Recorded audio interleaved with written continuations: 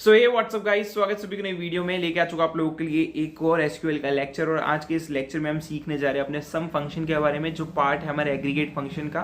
तो जैसे कि आप सभी लोगों को पता है, हम ऑलरेडी काउंट फंक्शन यहाँ पे देख चुके हैं। उसके पहले हमने देखा था मिन मैक्स फंक्शन, और आज हम सम फंक्शन देखने जा रहे हैं। तो चलो, लेक्चर नंबर होने वाला है ये 17। तो यहाँ पे जो है SQL 17 नाम से मैं फटाफट इसको क्रिएट कर देता हूँ।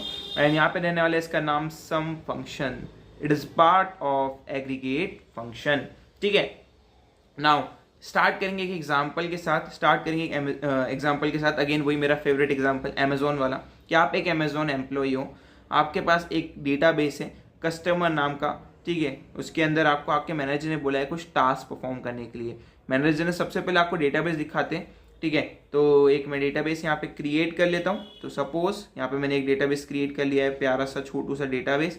एंड आई नो डिज़ाइन उतनी परफेक्ट नहीं है, लेकिन हाँ, जब आप रियल वर्ल्ड में काम करोगे तो अच्छे डिज़ाइन के डेटाबेस आपको देखने को मिलेंगे। ठीक है, यहाँ पे मैंने डेटाबेस क्रिएट करा, सीरियल नंबर, नेम, ठीक है, एंड यहाँ पे टोटल सेल।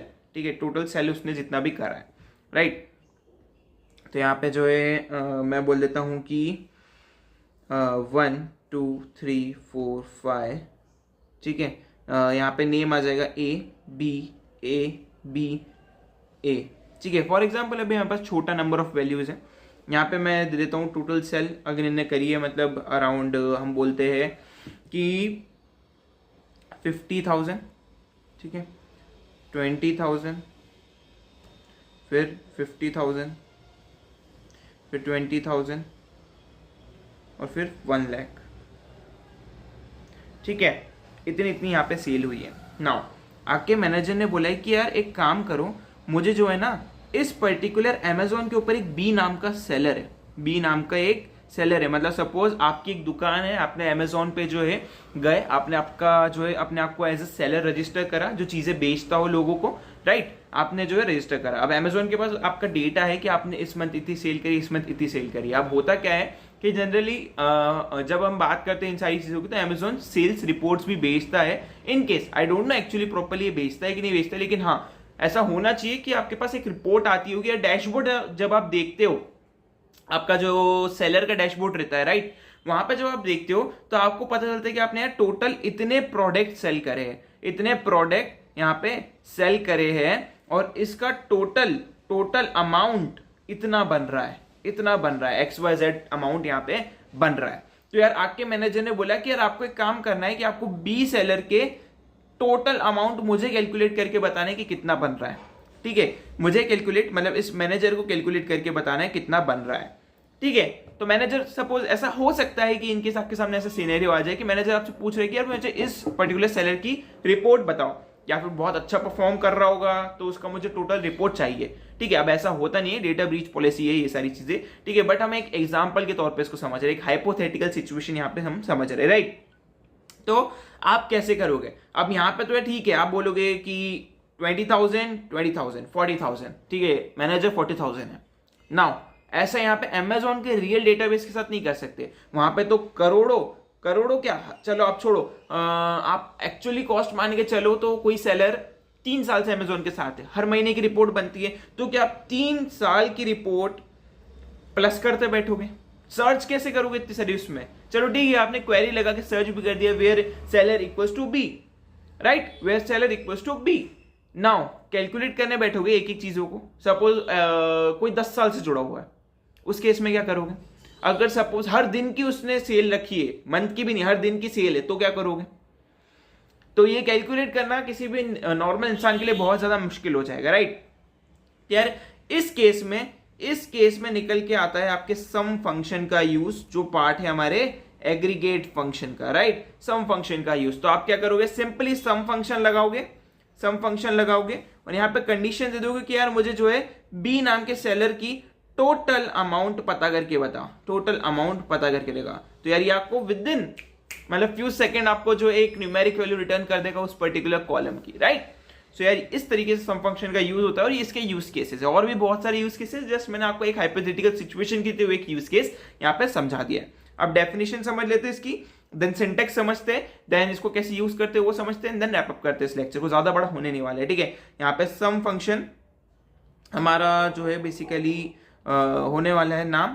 तो यहाँ पे हम नाम देते हैं कि it is used to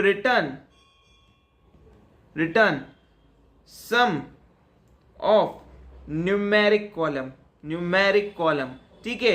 never use it with an character और वेर कॉलम, राइट। यहाँ पे स्ट्रिंग के साथ ये काम नहीं करेगा, राइट। तो ये चीज का आपको ध्यान रखना है। काउंट फंक्शन दोनों के साथ काम करता था, but some function specially made for numeric values, it is never works with var column, right. मतलब ओनली न्यूमेरिक वैल्यूज यहां पे काम करेगी और चीजें काम नहीं करेगी।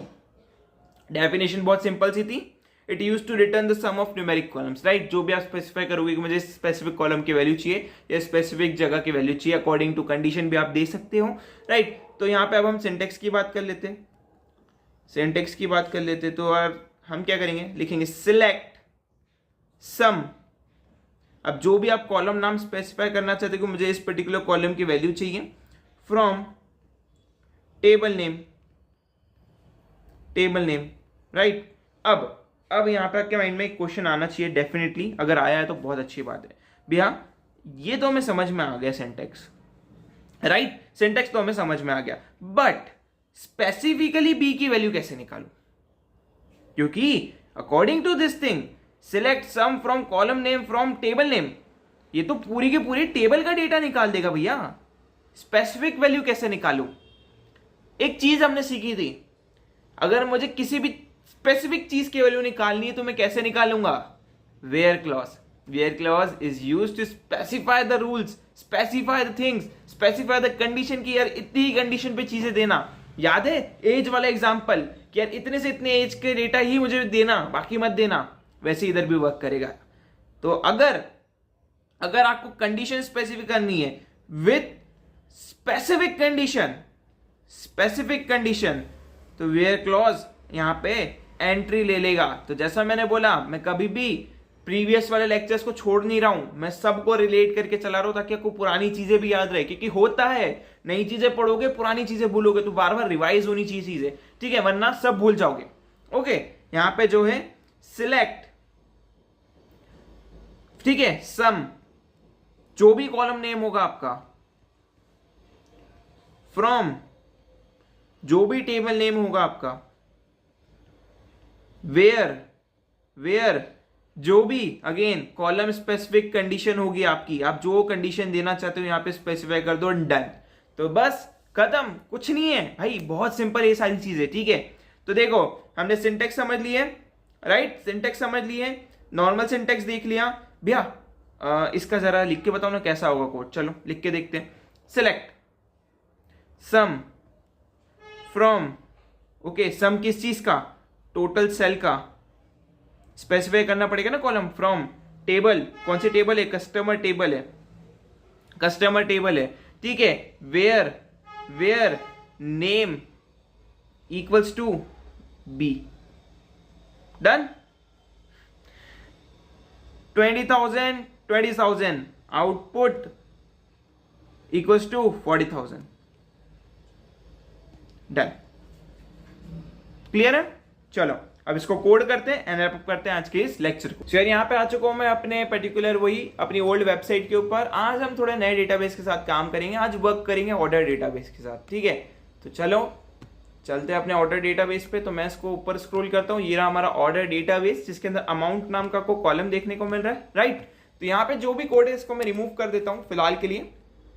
मुझे सबसे पहले तो क्या करेंगे, हम जो है इस पूरे के पूरे कॉलम की टोटल वैल्यू फाइंड करके देखेंगे कि अमाउंट कितना बन रहा है इन सबका मिलाकर, राइट। सिंपल बेसिक से सिंटेक्स हमारा कैसे लिखेंगे हम, एक सेकेंड, ठीक है, मैं इधर जूम इन कर रहा हूँ। यहाँ पे हम लिख देंगे सिलेक्ट सम, ठीक है, सिलेक्ट सम कौन से कॉलम का? अमाउंट कॉलम का, फ्रॉम कौन सी table? Orders table I think ये, ठीक है, ये हम समझ लेते हैं कौन सी टेबल है, ऑर्डर्स टेबल है, ठीक है। फ्रॉम ऑर्डर्स टेबल, ठीक है, ऑर्डर्स टेबल, तो यहाँ पे जो है बेसिक सी चीज़ है, बेसिक सी क्वेरी है, रन कर लेते हैं, टोटल आउटपुट देख लेंगे।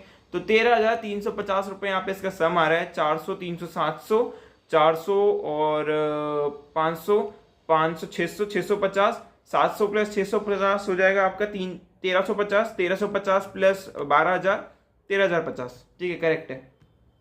So great, not an big issue, right. सारी चीज़ें परफेक्टली आ रही है। एंड आई थिंक कुछ गलती कर दी है मैंने कैलकुलेशन में। 12,000 बार, हाँ ठीक है, सही है, सही है, no issue, no issue. Okay, now मैंने बोला कि यार मुझे जो स्पेसिफिकली कीबोर्ड कितने बिके उसका पता लगाना है कि यार कीबोर्ड कितने बिक गए। ठीक है, इसको आप एग्जांपल समझो कि कीबोर्ड नाम की सेलर ने कितना बेच दिया। ठीक है, तो यहाँ पे जो है मैं अमाउंट तो निकाल रहा हूँ, बट एक कंडीशन और ऐड कर दूंगा, where item equals to what, keyboard, right. अब मैं इसको रन करता हूं तो 800, 400 प्लस 400, करेक्ट है।